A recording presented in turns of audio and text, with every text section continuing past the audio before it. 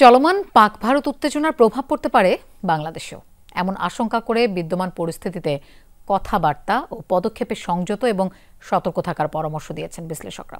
পরমাণু শক্তিধর দুই দেশের সংঘাত শেষ পর্যন্ত সর্বাত্মক যুদ্ধে না গড়ালেও পুরো দক্ষিণ এশিয়াকে এজন্য ভুগতে হতে পারে বলে ধারণা তাদের। পরামর্শ, এই সংকটে কোনো পক্ষ নেয়ার সুযোগ নেই বাংলাদেশের। শ্রীলঙ্কা আবারও রপ্তানিতে শীর্ষে।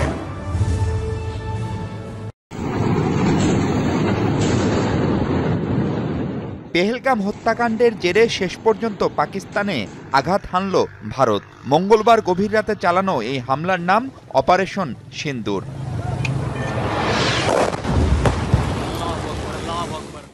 এতে জীবন গেছে কমপক্ষে ২৬ পাকিস্তানির, আহতও অর্ধশতাধিক। পাল্টা হামলায় নিহত ১০ ভারতীয়।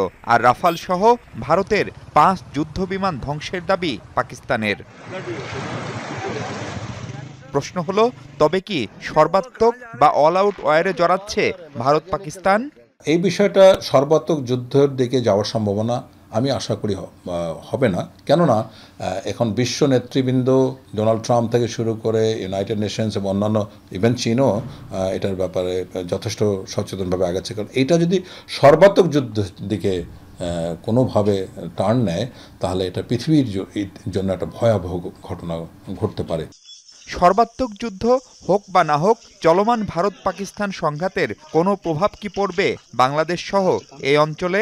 প্রতিবেশীর কোনো ধরনের ক্ষয়ক্ষতি হলে তার প্রতিবেশীর উপরে তার প্রভাব পড়বে, এটা সন্দেহ ছাড়া বলা যায়।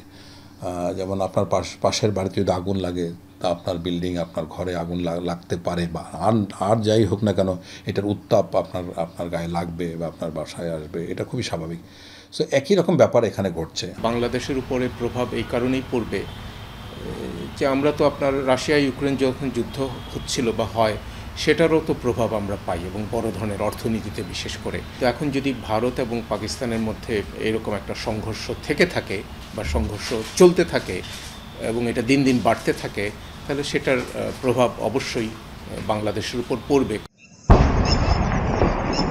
পারমাণবিক শক্তিধর দক্ষিণ এশিয়ার দুই পরাশক্তির এই টানটান উত্তেজনা ভাবাচ্ছে বাংলাদেশকেও। এর মধ্যে সব পক্ষকে শান্তিপূর্ণ উপায়ে সমাধানের পথ খোঁজার কথা বলেছে ঢাকা। পক্ষ নেওয়ার কোনো সুযোগ নাই। আপনার আরেকটা জিনিস এখানে আমাদের খেয়াল রাখা উচিত যে আমাদের অন্য একটা প্রতিবেশী মিয়ানমারের সঙ্গেও কিন্তু আমাদের সম্পর্ক ভালো না, আমরাও কিন্তু শান্তিতে নাই। হয়তো ঢাকা শহরে আমরা অতটা বিষয়টা উপলব্ধি করতে পারছি না, কিন্তু সেই সীমান্তবর্তী এলাকায় যারা আছেন তারা কিন্তু বিষয়টা উপলব্ধি করতে পারছেন যে বাংলাদেশের জন্য একটা মহাসংকট আসতে যাচ্ছে।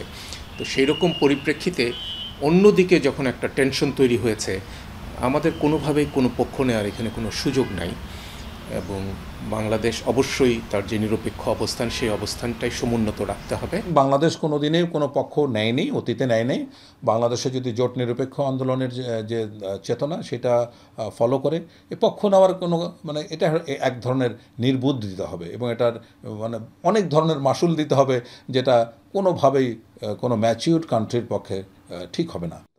অপর প্রতিবেশী মিয়ানমারের পরিস্থিতি পর্যালোচনা করে কোনোভাবেই বাংলাদেশের নতুন কোনো সংকটে জড়িয়ে পড়া ঠিক হবে না বলেও সতর্ক করেছেন বিশ্লেষকরা। এর মধ্যে আমাদের প্রস্তুতি থাকা উচিত, এবং এটা হাফ হার্টেড বা আদা হলে হবে না।